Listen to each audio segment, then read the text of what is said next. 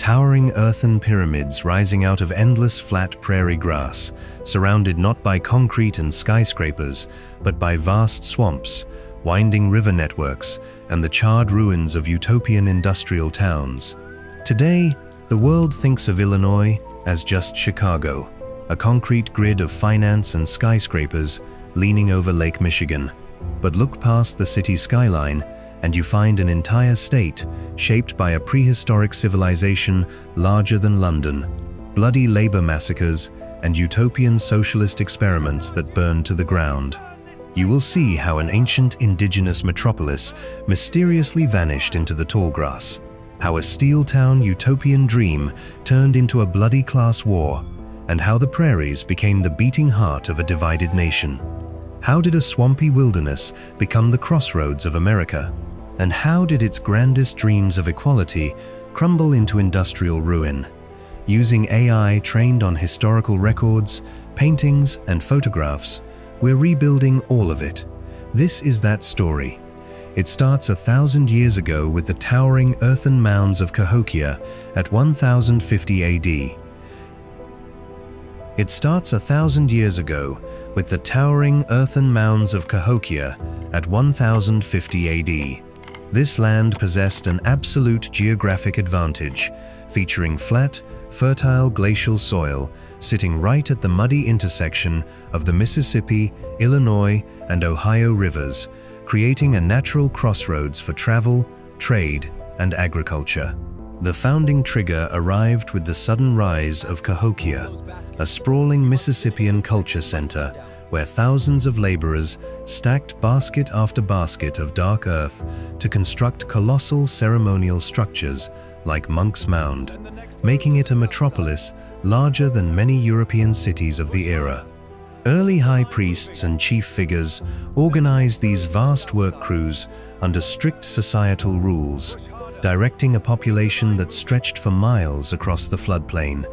Centuries later, in 1673, French explorer Father Jacques Marquette stepped out of a narrow birch-bark canoe onto the muddy riverbank to map the winding waterways and encounter the native tribes of the Illinois Confederation. Yet, this dense urban growth soon hit a severe ecological wall as a massive urban population stripped the surrounding river valley of finite local timber, wild game, and fertile topsoil. What happens when the ancient canoe routes of the river valleys are paved over by steam engines and steel mills? In 1818, Illinois officially entered the Union as the 21st state, shifting its political center northward, away from the old river towns. By 1832, the Black Hawk War ended in the violent military displacement of Native American tribes, opening the entire northern prairie to sweeping white settlement. To bind this frontier to global markets, workers hammered heavy iron rail spikes into wooden ties and turned precision steel gears, hardware initially used to connect distant cities, but destined to bind working families to a brutal corporate machine. Deep inside the company town of Pullman, an ordinary machine operator wrote in his personal diary about sweating next to a roaring brick factory stove all day, only to pay rent for his small cottage to the exact same company that had just cut his wages. In 1848, the completion of the Illinois and Michigan Canal connected the Mississippi River directly to the Great Lakes, turning Chicago into an unstoppable shipping hub overnight.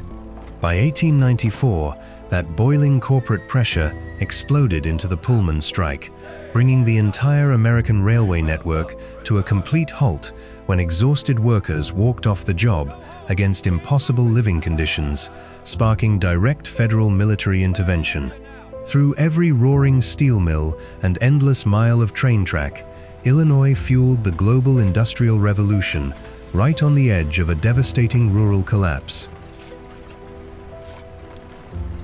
Illinois became the engine of the modern American century, supplying millions of tons of coal, endless bushels of golden grain, and millions of steel beams, anchored by bustling downstate manufacturing hubs and the towering financial dominance of Chicago.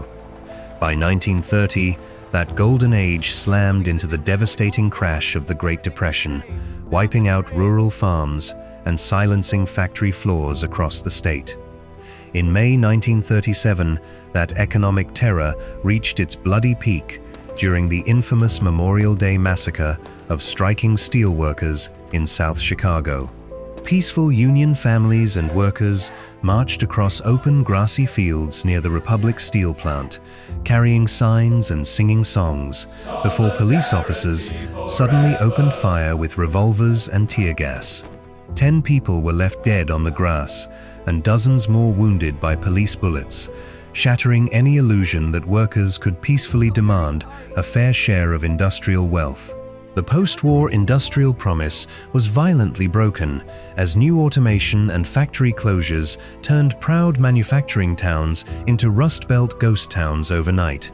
The smoke of shuttered steel mills cleared slowly over the murky Calumet riverways, revealing a fractured landscape caught between quiet industrial ruins and a mechanized agricultural plain. Ancient mound-building civilizations vanished completely from the river valleys. Violent police forces crushed the basic rights of striking workers, and downstate manufacturing towns collapsed into economic ruin. Yet, the vast agricultural corn belt endured as a global food powerhouse. The deep cultural legacy of the winding riverways survived, and the towering skyline of Chicago continued to anchor the Midwest. Today, modern Illinois feeds millions of people across the planet through high-tech farms and powers regional commerce, while balancing its massive global city against the quiet, fading heritage of the prairie interior. Those iron rail spikes and precision steel gears, hammered down long ago, did more than just connect the raw frontier to distant markets. They mirrored the exact way corporate control locked down the lives of generations of working families. They came looking for a river passage in the tall grass, built an industrial empire of steel and grain, and left behind a state that still echoes with the ghosts of the frontier. If this hidden history changed how you see the Midwest, hit subscribe and ring the bell for more untold stories. History isn't past, it's just waiting to be uncovered.